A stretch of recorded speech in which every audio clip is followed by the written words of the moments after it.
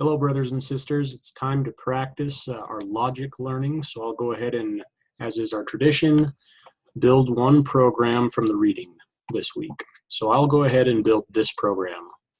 That requires the user to enter a month name and then outputs the number of days in the month. So if you'll remember, there's a little poem that tells us those days. So I don't remember it. So let's look that up real quick. There you go. 30 days, half September, April, June, and November. All the rest have 31 except for February alone. And this assignment tells us that for February, we can output 28 or 29 days. Okay, well, let's go ahead and build this program. So I will pause the recording while I clean up from last week.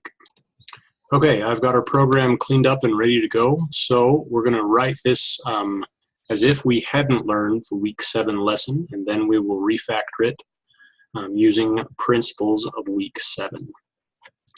All right, so very first, we've got our HTML form here, enter the month, and a text box, and then a button. Okay, and the user should type something in here. And as long as they spell it and capitalize it correctly, we should output the number of days are blah.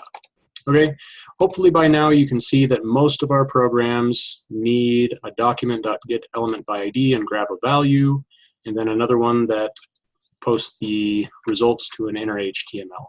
So hopefully this is your starting point in your programs at this point in the semester. Okay, so what we need to do is get the month, and because this is a string of text, we don't need to cast it to a number or parse it to a number.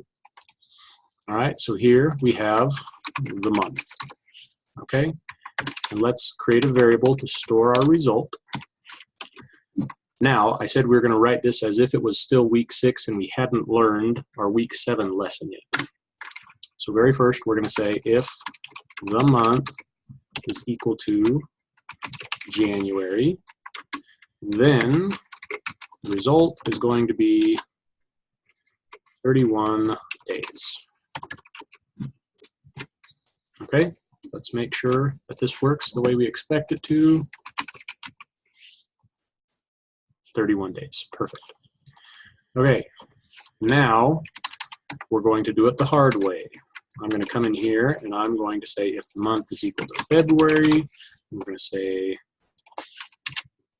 28 or 29 days. And we have 10 more statements to write, right? Seems a little daunting, but this is CIT 160, so it's supposed to be daunting.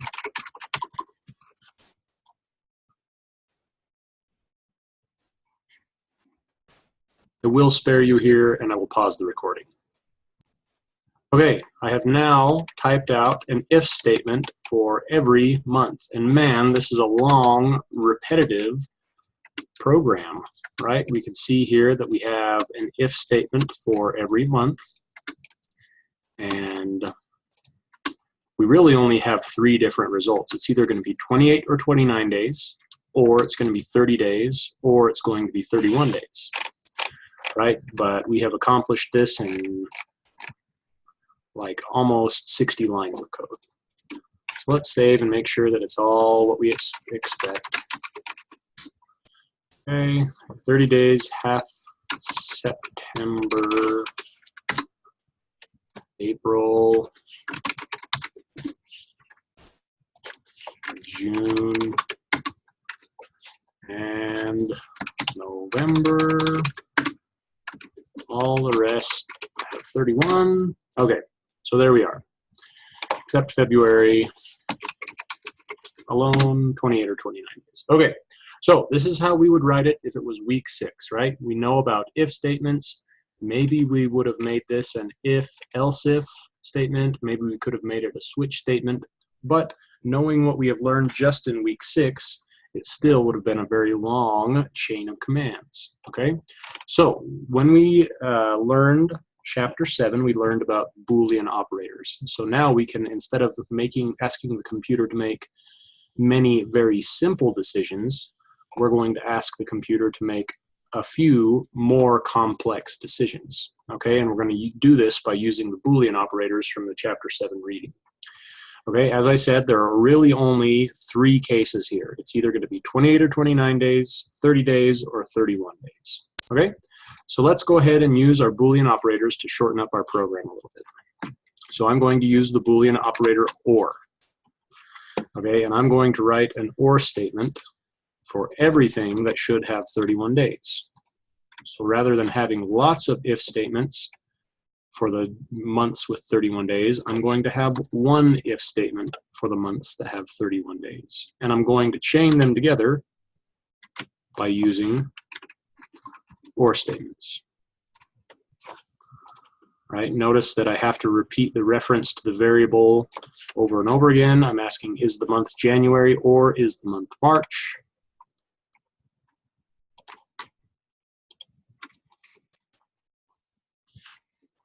I can even go on multiple lines here.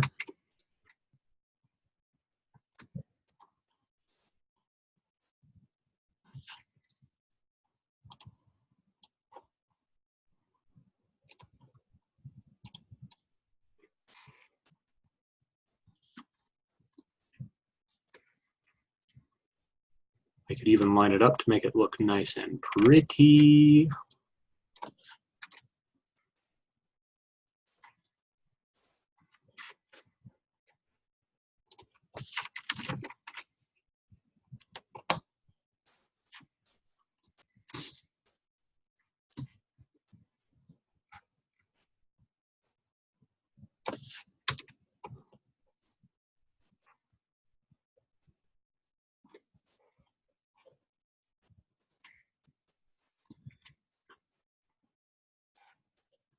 Okay, those were all of the cases for 31 days. You can see here we've shortened up our program quite a bit. Rather than at 60 lines, we're at 30 lines. Okay, we can still do better. So let's go ahead and combine all of the cases for 30 days. April, June, September, or November.